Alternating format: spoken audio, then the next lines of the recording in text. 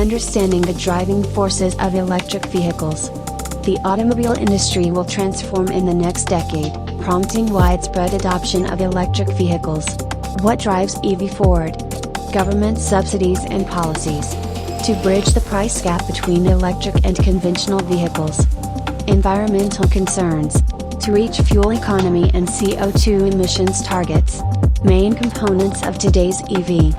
Battery charger or onboard charger. Power inverter. Electric motor. Battery management system. Future of EV.